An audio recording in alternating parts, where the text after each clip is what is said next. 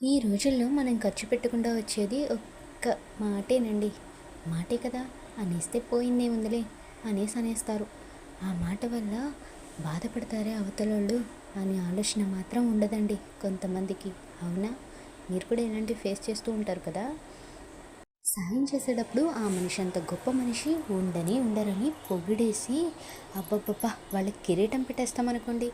అదే మనిషి మనల్ని ఏదో తప్పు చేశామని ఒక చిన్న మాట అన్నారే అనుకోండి, ఇంకా అంతే. ఆ మనిషికి పాడి కట్టేస్తాం. అంతేనా?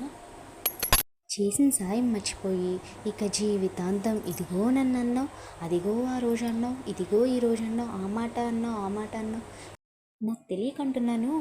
పెట్టేవాడు ఒక మాట అంటే తప్పేంటండి? తప్పేం లేదు కదా! ఇప్పుడు మన అమ్మాయినా సరే తప్పు చేస్తే తిడతారు కదా! అవన్నీ వదిలేసేయండి. ఆ మనిషి అన్న మాట కంటే ఆ మనిషి చూపించిన ప్రేమ గుర్తుపెట్టుకుంటే ఏ ప్రాబ్లమ్స్ ఉండవు. చిన్న సలహా.